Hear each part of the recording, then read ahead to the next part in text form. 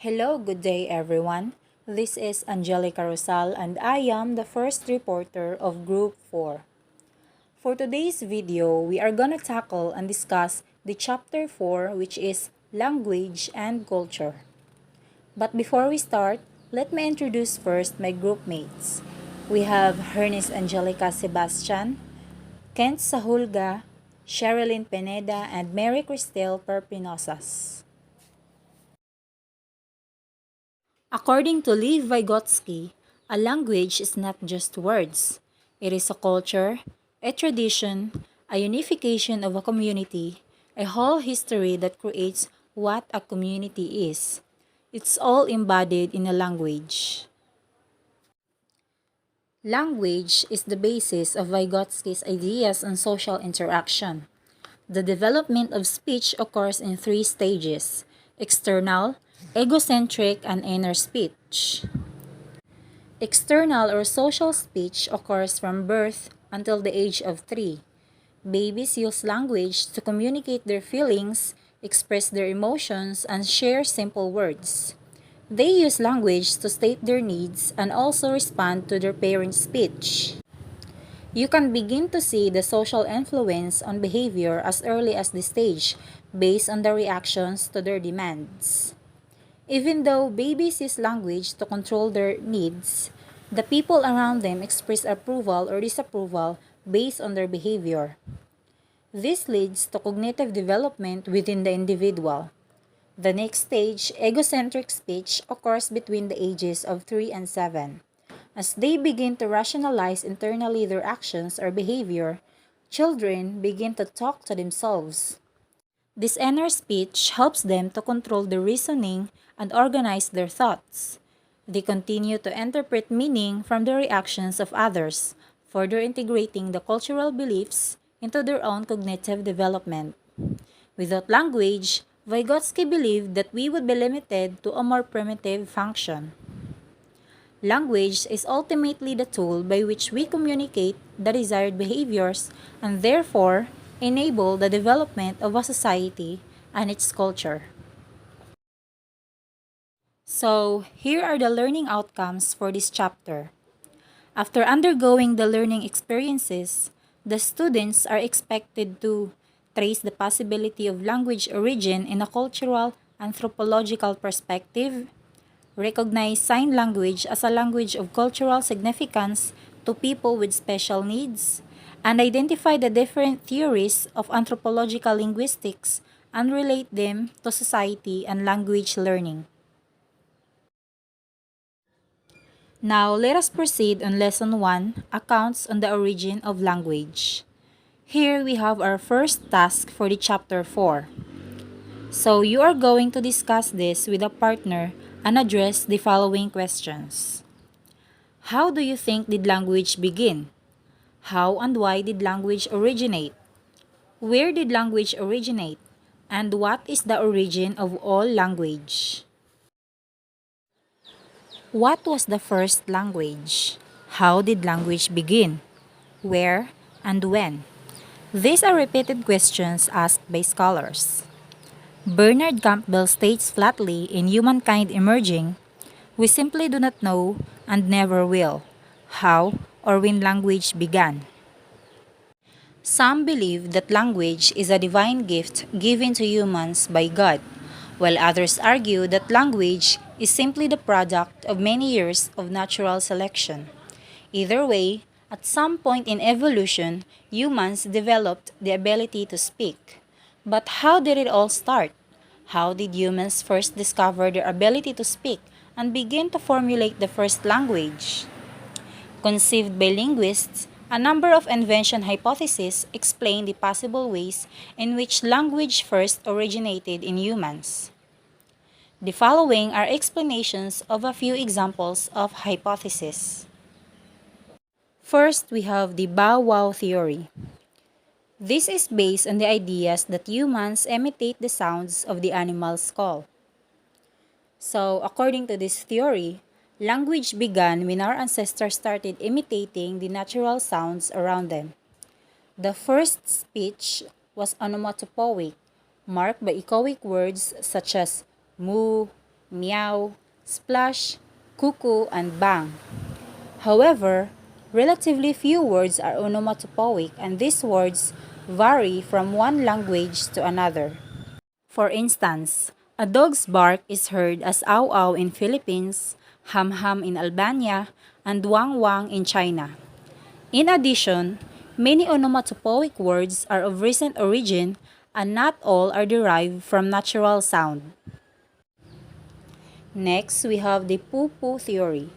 This arose with the idea that people make instinctive sounds. So this theory is also called interjectional. And here, speech comes from automatic vocal response to pain, fear, surprise, and other emotions such as love, shred, or guts. However, no language contains very many interjections, and those noises that we all do make based on the stimuli of sneezes or hiccups cannot demonstrate a common linguistic nature between peoples. Third, we have the ding-dong theory. This is based on the notion that people react to the world and make sound symbolism, and words are inherent with what they describe. This theory, favored by Plato and Pythagoras, maintains that speech arose in response to the essential qualities of objects in the environment. However, apart from mere instances of sound symbolism, there is no persuasive evidence in any language of an innate connection between sound and meaning. Now, let's go to the Yu-Hi-Ho theory. This is based on the proof that humans create rhythmical grunts which later developed into chants to address physical environmental needs. So this theory claims that language came from the sounds made while doing hard work. It proposes that languages and speech started with grunts, groans, and snort as well as chants and rhythmic sounds that the earliest peoples used to coordinate their movements as they worked together to accomplish a formidable task. But though this notion may account for some of rhythmic features of the language, it doesn't go very far in explaining where words come from. Lastly, we have the Lala theory.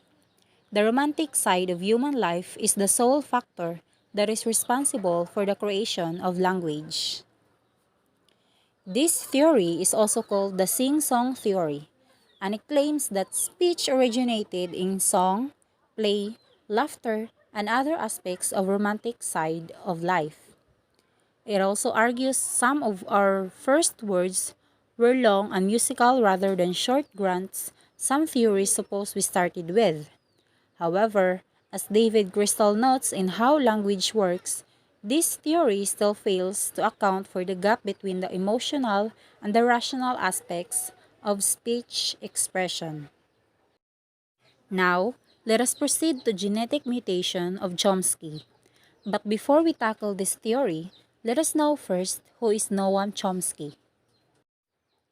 Avram Noam Chomsky is an American linguist, philosopher, cognitive scientist, historical essayist, social critic, and political activist. He is also known as the father of modern linguistics and is also a major figure in analytic philosophy and one of the founders of the field of cognitive science. His work from the 1950s revolutionized the field of linguistics by treating language as a uniquely human, biologically based cognitive capacity. The aforementioned work is the genetic mutation of Chomsky.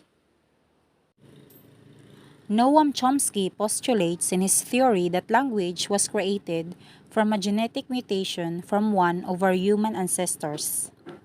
This human ancestor developed the ability to speak and understand language, and he passed this on to his offspring. This controversial hypothesis leads to the conclusion that our modern language capacity emerged instantaneously in a single hominin individual, who is an ancestor of all modern humans. Chomsky also believed that language is innate, or in other words, we are born with the capacity for language. So, this would be the end of our discussion. The continuation of this topic would be discussed by the next reporter.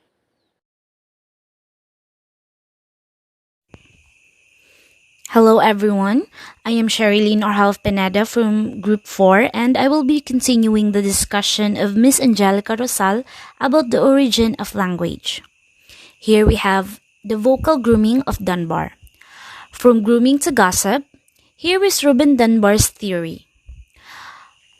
According to Reuben Dunbar, in his book Grooming, Gossip, and the Evolution of Language, gossip allows people to service their connections and preserve their alliances on the basis of the principle, if you scratch my back, I'll scratch yours, just as manual grooming does for other primates.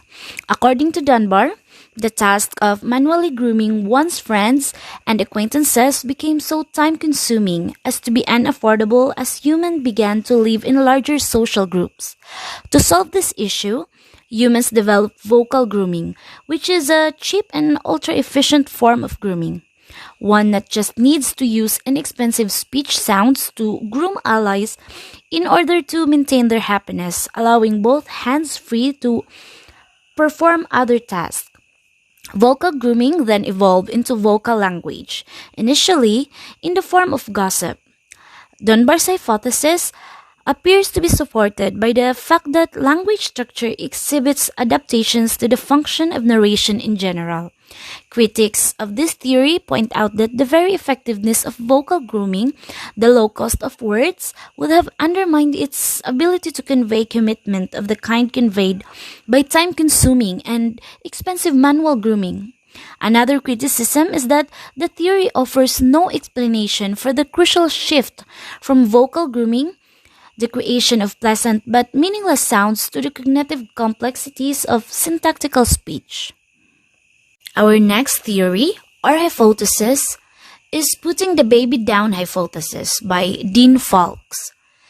The basic idea behind Dean Fowlkes' putting the baby down theory is that evolving human mother, unlike their counterparts in other primates, were unable to move around and forage with their infants clinging onto their backs. This meant that vocal interactions between early hominid mothers and infants started a sequence of events that eventually led to the earliest words spoken by human ancestors. Infants in the human scenario have no way to hold on when their fur was lost.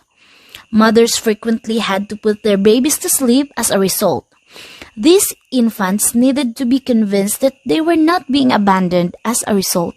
Mothers responded by creating Motheress, an infant-directed communication system that includes body language, facial expressions, touching, patting, and caressing, as well as tickling, laughing, and emotional contact calls. The claim is that it was via this interaction that language emerged. Our last theory for the origin of language is about William Dwight Whitney's origin of language. So, Whitney thinks that the origin of language is human beings' cries of their feelings. As humans express their feelings and are being understood by others, the use of language began. Also, Whitney believed that in order for humans to produce their natural cries and tones, human beings must use onomatopoetic utterances. Examples of onomatopoetic utterances are animal noises, collision or explosive sounds, movement of water, air or objects, and human sounds. One theory argues that the origin of all languages was the same, but they slowly evolved and made thoroughly different entities, just like the animals did. However, considering the same root for all languages requires more evidence. That's it for my report, and thank you for listening.